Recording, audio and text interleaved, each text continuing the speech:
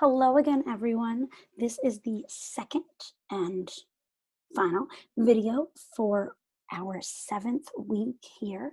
We are going to do this video a little differently than we've done other videos. So we are going to start off by talking about Black Lives Matter and the movement that it is.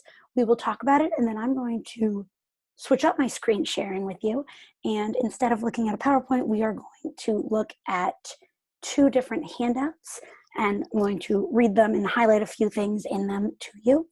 And then your homework that goes along with this second video will highlight the All Lives Matter movement, which is the response often given to the Black Lives Matter movement. So it's going to ask you to take a look at some of that. Then we will come back to the PowerPoint and finish the second part of the 2010s. So on that note, we are going to start here talking about Black Lives Matter. This is a phrase that you have likely heard before. It is an activist movement that campaigns against violence and systemic racism towards Black people. It officially began as a hashtag Black Lives Matter, when George Zimmerman was found not guilty in the shooting death of Trayvon Martin, who was an unarmed African-American teenager who was killed in Florida in July of 2013.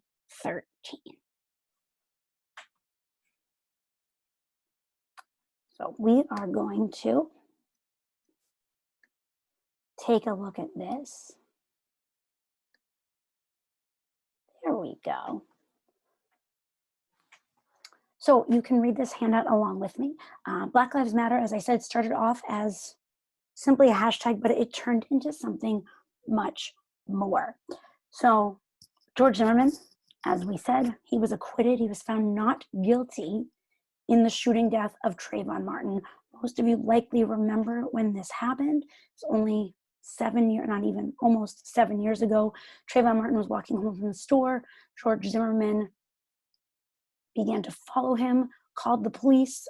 The police told him to stand down, to stop following him. He did not do that. He continued to follow him.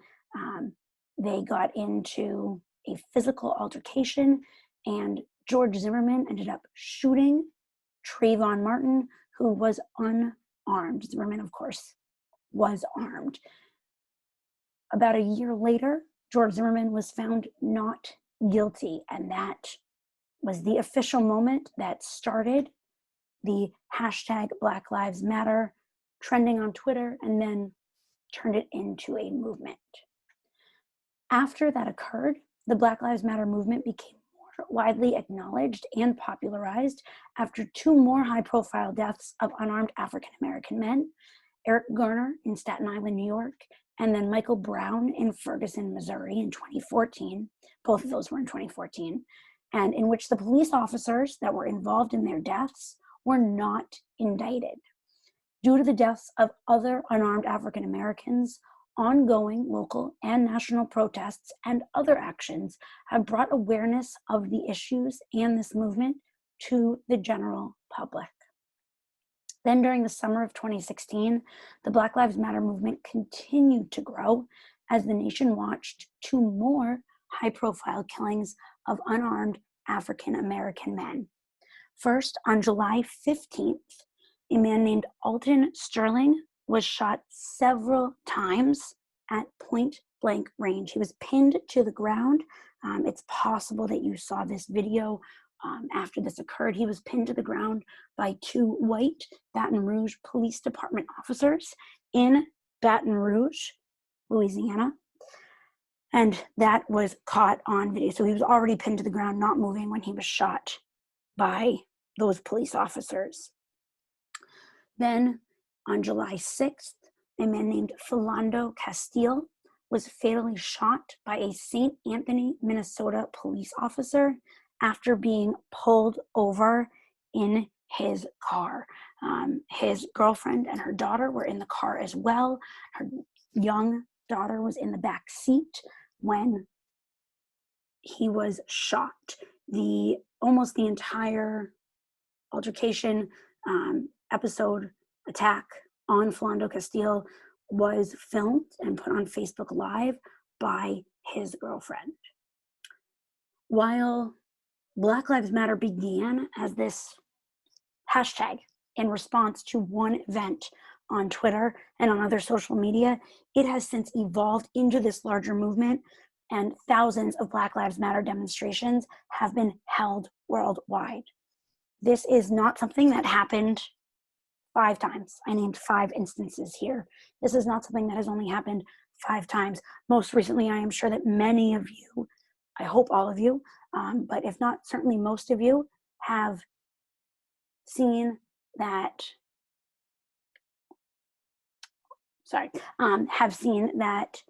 recently a man named Ahmaud Arbery was murdered by 2 white men, a father and a son. They gunned him down while he was on a run and killed him. That is caught on video as well. These situations are continuing, and the response to them is continuing to be this focus on Black Lives Matter.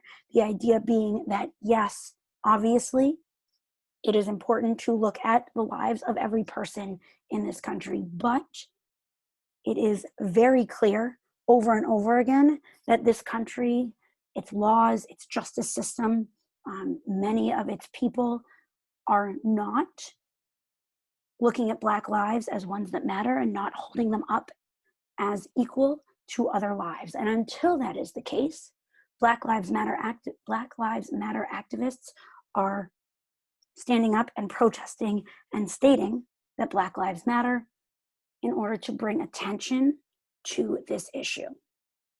In 2015, 4 Black Lives Matter activists released something called Campaign Zero. I'm going to show that to you in a moment as well. It includes 10 policy solutions that were developed in conjunction with activists, protesters, and researchers across the country. It integrated community demands.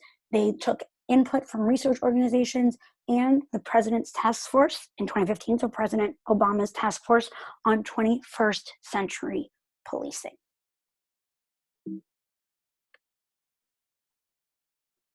So I am going to bring that up as well, so you can see that. So this is Campaign Zero. These are the initiatives that were put forth. So Campaign Zero's statement says, we can live in a world where the police don't kill people by limiting police interventions, improving community interactions, and ensuring accountability. Essentially, they are saying, as it says here at the bottom, we can live in a world where systems and structures are put in place to do good, not harm. So there are a number of different policy solutions here within Campaign Zero. Number 1 is to end broken windows policing. If you haven't heard that term before, it's a focus on policing minor crimes and activities, which has led to criminalization and over-policing in many communities, primarily communities of color, and excessive force in otherwise harmless situations. And when I say minor crimes, I mean things like the consumption of alcohol in public places, small amounts of marijuana possession, disorderly conduct, trespassing, loitering, spitting in public, disturbing the peace, jaywalking, riding a bicycle on the sidewalk, things like that, that while, yes, are technically not allowed, they are being over-policed in these areas, and that is leading to more harm than good and a not good relationship between communities and the police. Then number 2 is community oversight, so trying to hold the police accountable. 3, to limit the use of force. 4, to have independent investigations and prosecutions. 5, to have community representation. 6, to have body cameras to film the police. 7, to make sure that police officers have training. Number 8, to end for-profit policing, so not giving bonuses to police officers to arrest more people or give more tickets. 9, to demilitarize the police force, and 10, to make sure that the police have fair union contracts so they feel that their voices are being heard and that they are being heard, making sure, again, that we are all living in this world where systems and structures are doing good things.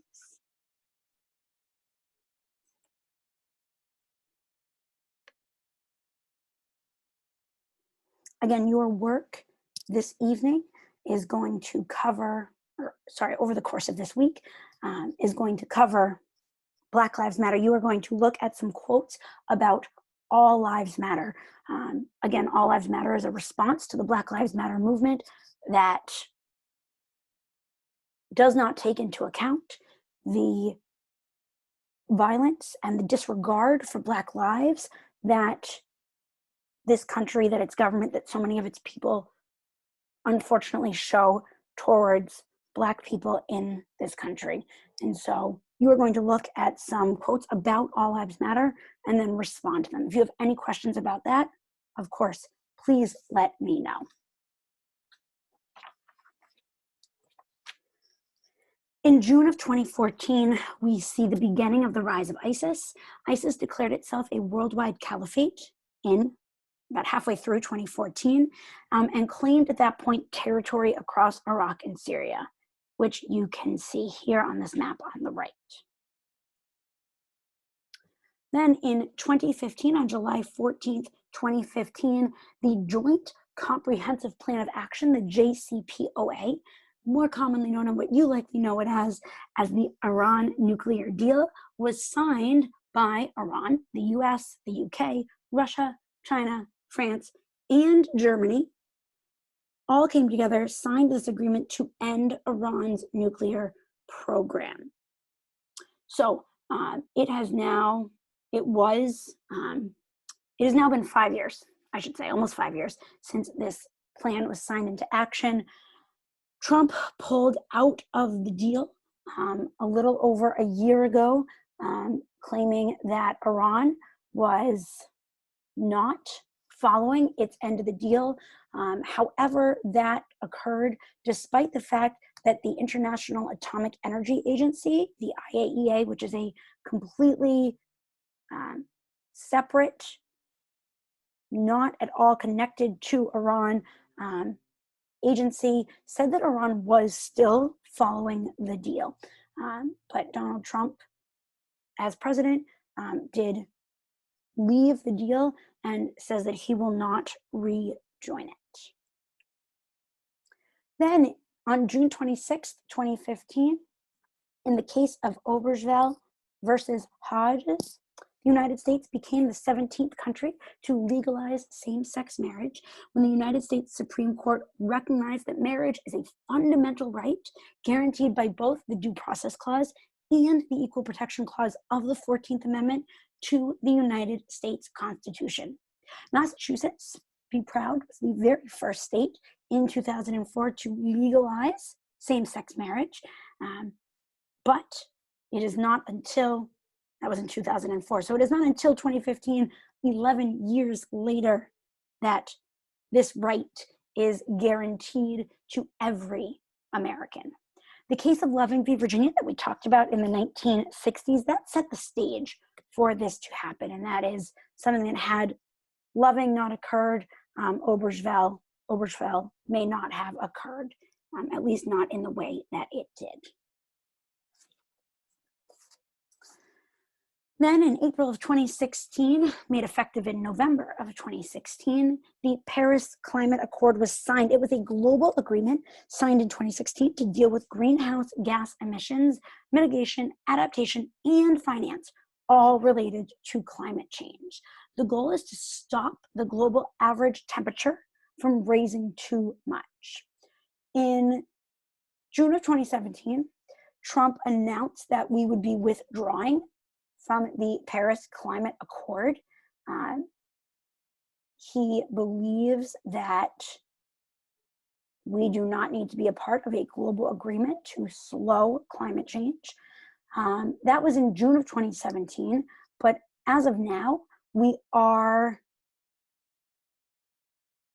we are out of it at this point. We remained a part of it. So he, in June of 2017, announced we were withdrawing. We didn't actually withdraw until, we won't actually withdraw until November of 2020. So we have about 7 months left in the deal before we withdraw. However, Trump has already put many policies in place against it. So in many ways, we are no longer a part of this agreement already.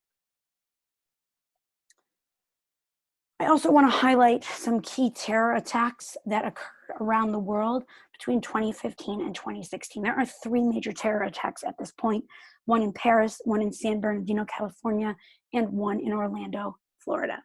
The attacks in Paris were carried out directly by ISIS, while the attacks in the United States were both inspired by ISIS. There have been no direct ISIS attacks in the United States. In Paris on November 13th, 2015, a series of attacks occurred. It began with bombings at a stadium and then was followed by more bombings and shootings, all happening simultaneously throughout the city of Paris. Altogether, 130 people were killed. ISIS quickly claimed responsibility for this occurring and claimed that it was retaliation for French-led airstrikes against ISIS. The 2 attacks that were inspired by ISIS that occurred in the United States, one was, like I said, in San Bernardino, California. That occurred less than a month after the attacks in Paris. On December 2nd, 2015, 14 people were killed by a husband and a wife at a holiday office party. They gained access to guns and were able to get around some gun control measures and obtain weapons. And because they were able to obtain those weapons, they were able to lead this attack, again, inspired by ISIS. Then, almost exactly 4 years ago, in just a few weeks, the Pulse nightclub attack occurred on June 12th, 2016.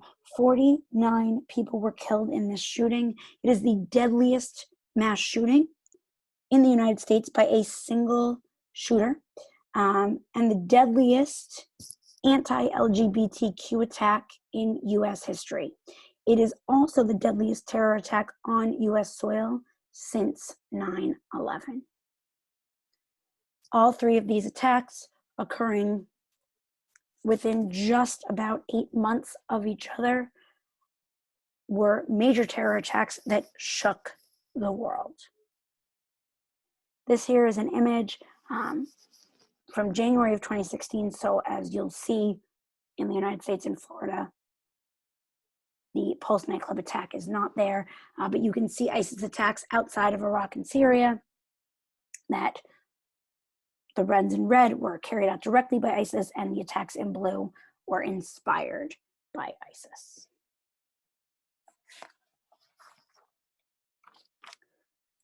Then in June of 2016, the UK voted to leave the European Union. They held a referendum. Withdrawing from the EU received 51.9% of the vote, so barely a majority, but still a majority. And negotiations for the UK to leave the EU officially began in June of 2017. The timeline for their official exit was pushed back numerous times since June of 2017, but withdrawal did occur on January 31st, 2020. And now, over the course of this year, the UK is working to put different policies and regulations into effect to make sure the relationship between the two stays and remains smooth.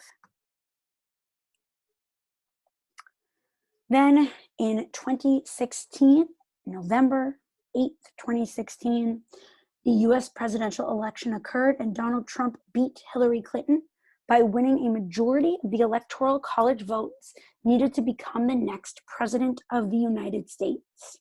And on January 20th, 2017, Donald J. Trump was sworn into office as the 45th president of the United States. In his first 100 days in office, President Trump signed 30 executive orders, including a ban on Muslims entering the US from 7 different countries in the Middle East, and the order to build a wall on the US and Mexico border.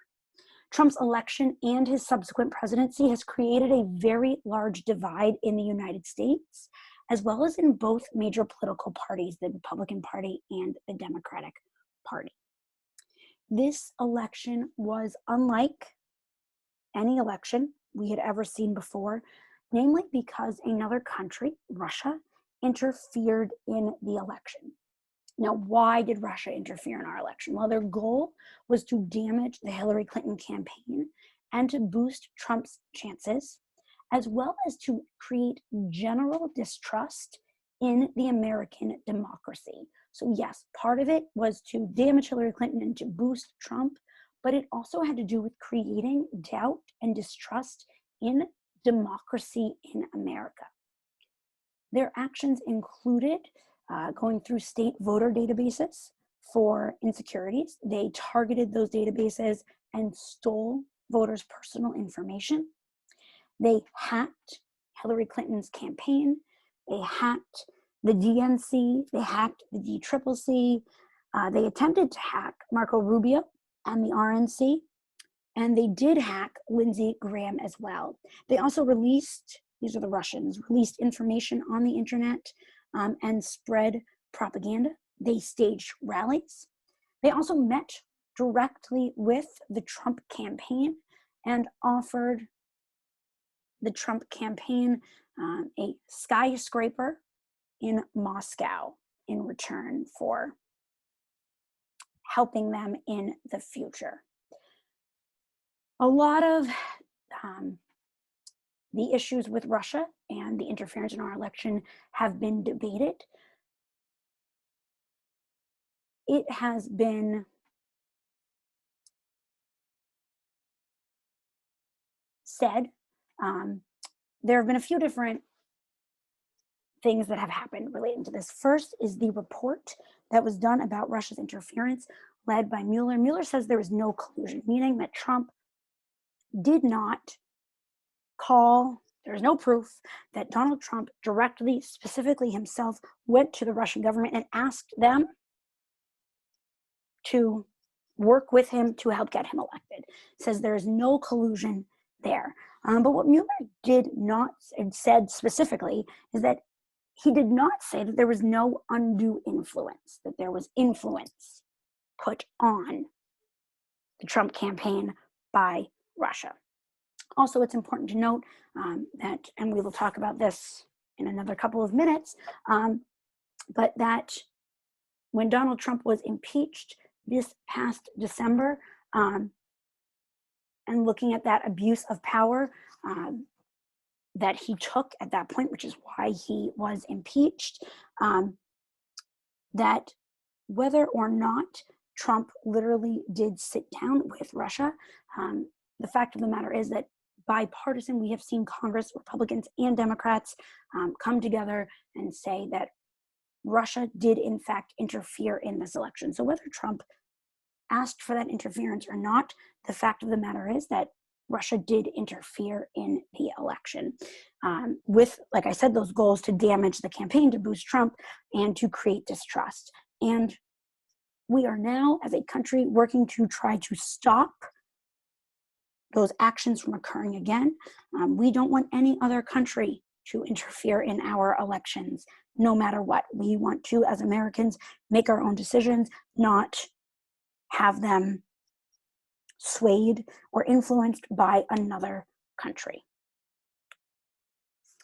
Then at the start of, in the fall of 2017, the 2017 hurricanes occurred. Hurricanes Harvey, Irma, and Maria in Texas, Florida, Puerto Rico, and the US Virgin Islands caused severe flooding and high winds, resulting in damage to houses, critical facilities, hospitals, schools, and other buildings. So Harvey, Irma, and Maria were the most devastating of the hurricanes, but Hurricane Nate was also quite devastating as well. Harvey occurred on August 25th. Hurricane Irma was on September 10th, Hurricane Maria was on September 20th, and then Hurricane Nate was from October 7th to October 8th. The 2017 hurricane season was the most expensive record in United States history. Over $200 billion was spent to fix damages done by those hurricanes.